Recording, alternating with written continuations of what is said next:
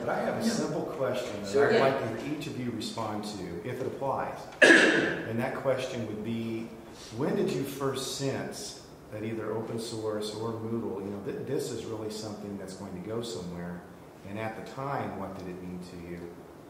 And if you could expand also to include where you are with it today and your vision of where you think open source and Moodle go. So. That's a lot of stuff.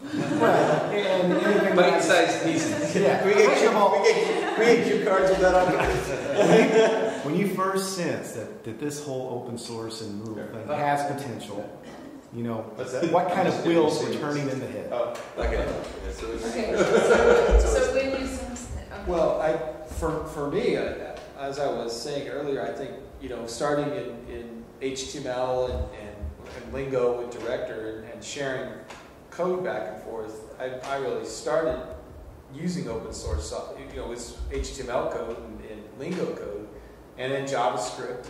We'd share the JavaScript back and forth, and I think that I just sort of assumed that at least that there should be a healthy component of open source, because it didn't make sense for me to spend a lot of time writing a particular script in lingo and Director's programming language, and then somebody else do the same thing when we were really not in the business of selling software. I didn't want to sell them my script because I was really in the business of trying to create an educational product, and if they had something I could use, I had something they could use, then it would be much more productive for everyone to share that. And when we started using, I guess another thing that really brought it to light was that before I started working at the Humboldt Courseware Development Center, we had done a very interesting peer review. It was actually not managed by myself, but by some of the folks who were running that previously. Peer review online tool in Java, but it was funded by a grant, but the developer who was programming on it decided that he didn't get paid enough, and so there wasn't any kind of licensure on that other than to just kind of work for hire. So he challenged that, and it ended up being this big issue back and forth. So when we first started using PostNews to do some online news, and we built our Humboldt, our school newspaper, and another our news site in PostNews software, and that was open source and PHP, and that just seemed like, here's this great tool with all of these features that we can download and install and start using and start building tools with. And then when we looked for a learning management system that was an alternative to our commercial product, one of the criteria was we wanted to see if there was anything that we could either buy or either install that was open source and free, or that was non-commercial, so that we wouldn't get in, or that we could build something, because we didn't want to get back into this issue of having to pay a yearly fee that may be going up, and we wouldn't be able to predict that. And then the second, as we started to develop, we discovered Moodle and looked at it, and that was 1.1 we started testing, and then 1.2 we started using for a couple of pilot classes. And the idea that when we started developing it, it was just a nice umbrella that was protected by an open source license, so that anything we did in it would be protected by that license, and we could share it, and there wouldn't be any of these issues of who owned this code that we had written. And I think that it just sort of slowly dawned on me as we started to do this work and get more involved with it, that this was a model that would be tremendously beneficial for education, and allow us to build things and share them with other educational institutions. And again, because we didn't want to be in the software authoring business, we wanted to be in the education business. And yet we didn't want to end up with somebody else controlling our software, to the point where our courses would all be in a particular format, and then they could change the rules on us, and we have to pay a lot more or convert our courses. So that was, I think those factors really impacted us, the ability to share and the ability to predict the cost over time. So I think that's it in a nutshell. Right? So that dawned on me. Thank you, Michael. Jason. What do you think? What year was that? Yeah, well, for me, it was actually beginning to think about where I started to put together these these courses. It actually, I mean, part of it was sharing code and director and that kind of thing. The direct L listserv. Yeah, and this you know, and some of those ideas. But the whole sort of kind of the whole sort of large scale open source started when I started to put together some infrastructure to deliver courses online, and we were putting together like a department web server, and then I got involved in a grant to do a master's degree program completely online for teachers of the blind and visually impaired. And so I started pulling together sort of an early LAMP stack. You know, I said, oh well, there's Linux, so I'll install that as my operating system because I want Unix, and here's Apache, so I'll put that on, and just the sort of realization hits you like, that's open source, that's open source. That's open source, so you just look at this stack that goes, okay, there's Linux, there's Sentinel, there's Apache, that was sort of the dawning of this. The open source thing it's real. It provides real, powerful, tools that you can use.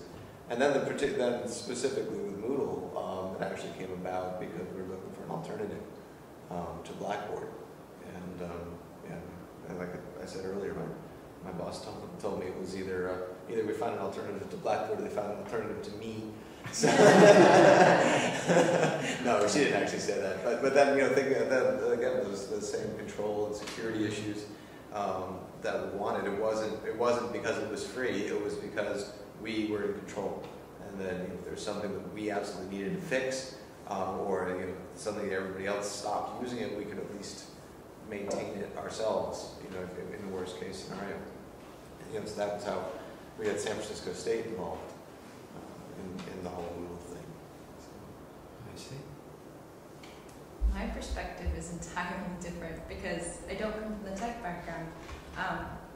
My exposure to open source really came through my husband Jonathan. He's been using open source and Linux for years, as long as I can remember.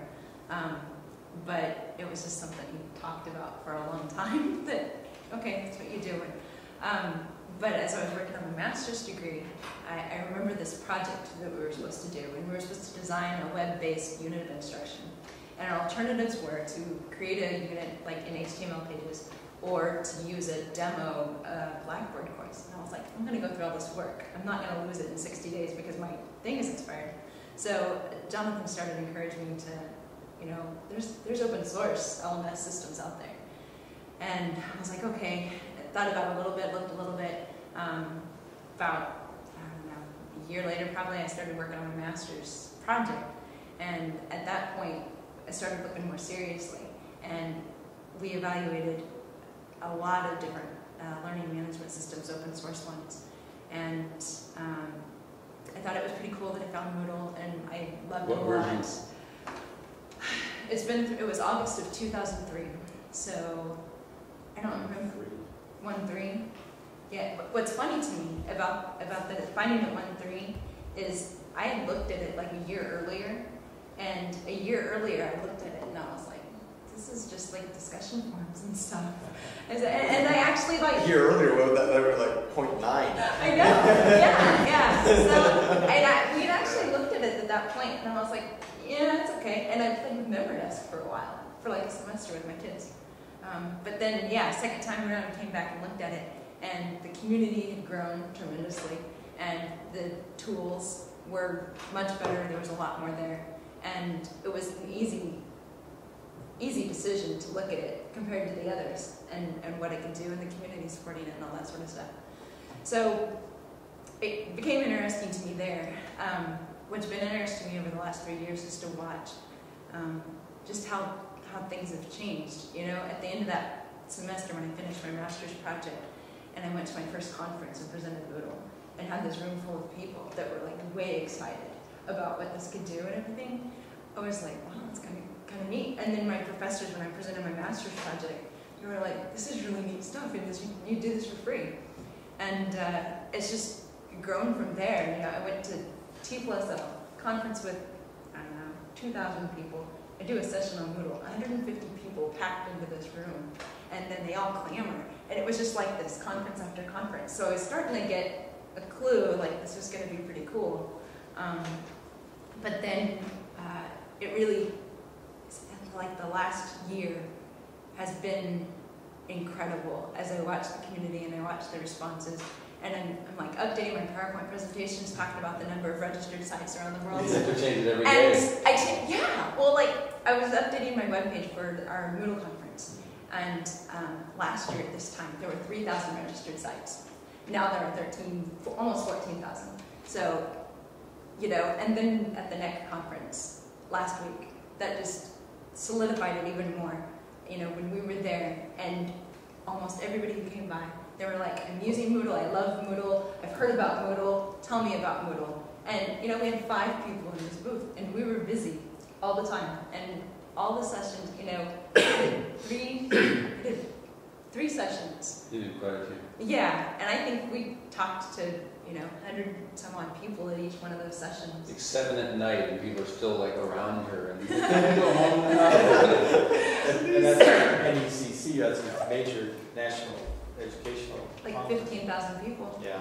Yeah, and we ran out of everything, business cards, handout, because it was just hot. And we're getting phone calls, you know, like, yeah, we tried talking to you, Annette, but we couldn't get to you, you know.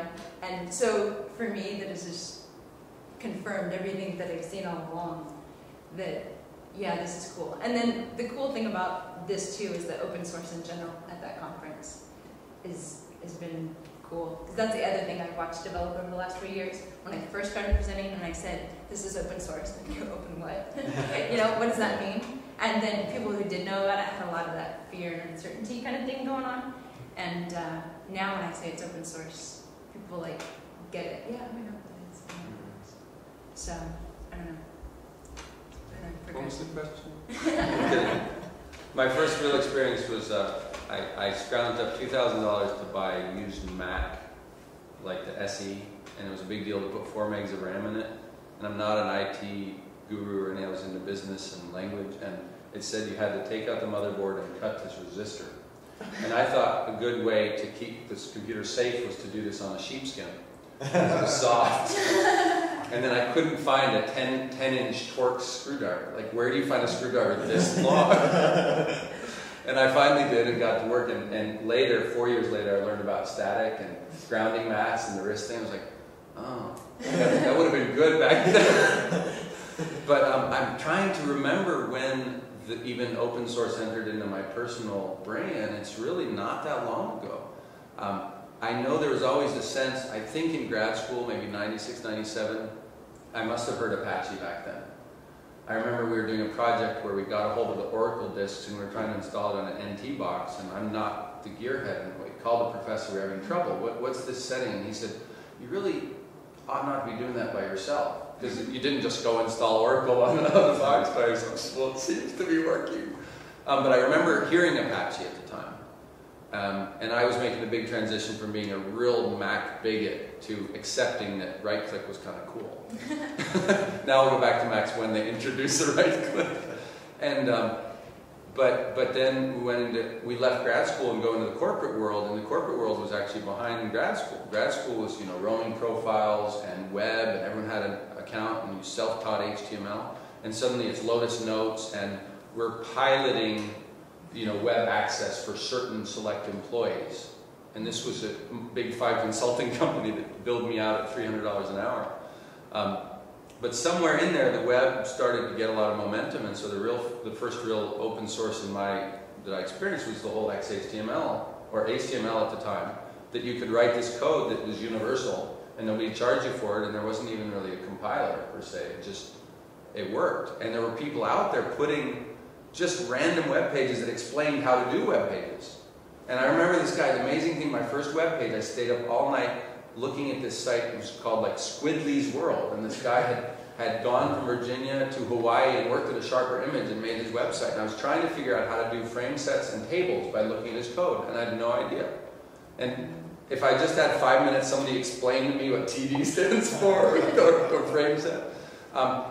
So then when I started teaching, our school is really pro-open source. So SendMail was what I think they rolled out and gave every student email accounts. We had a lot of open source virus protection stuff, and really the key was to support people within our IT team. And one day I just got fed up with Blackboard because as a web designer, frustrated by frame sets, I'm frustrated by sloppy code, I'm frustrated by CGI mixed with JSP servlets, mixed with I don't know what else. And I can't remember if it was an email or a phone call. I think I was so desperate I actually called. I dialed up the guy who worked overnight and I said, couldn't we build something better than this? Just find a free forum and a free testing thing and put it together. And he says, well, there's this thing called Moodle. We just put it on a test box and here's an account. It's like, okay, log in. I saw that you could put a discussion forum and grade it, whereas in Blackboard I'd have to manually turn. And it was as if the clouds parted and the angels sang, I called and said, can I use this now? I said, well, it's the middle of the semester. I don't care. I'll move all the students over. I'll explain it to them. I want to do this. Sure, why not? And that's all she wrote. So that was what I call the alpha semester. And I managed to get them to pilot it by the next semester. We have maybe 3-4 classes and a couple teachers. And now, 3 years later, we're in full production. I think that was 1-1.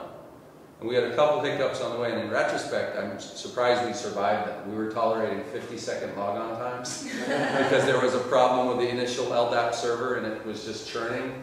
And 1 out of 3 times when you posted, it would wipe the post and get page not found, and when you get back, the post was gone. But that was an LDAP setup issue. Right, yeah, so you get in the habit of Control-A, Control-C, and then you do it, and it was such a simple fix by the time they fixed it. It was like, God, that could have killed it. Just those 2 things, if it hadn't been me like really wanting it to work. And then I learned about LAMP, and it was suddenly right about the time all of this started to really get some momentum. And then suddenly in the web development world as a teacher, I've got students who put the Linux Penguin. There's one, he's got the fly swatter behind his back, and there's the Microsoft butterfly, and he's ready to smack it, and just, you just get sucked into it. And once I got over the idea, I realized that IP violation is different from theft. That when you can copy, as you said earlier, you can make infinite copies at 0 cost. That why aren't we sharing? Why isn't the whole world sharing? And now I realize it's purely an issue of the mechanics. We need the mechanics in place for the whole world to share with the whole world. And you had a great quote in your slideshow today.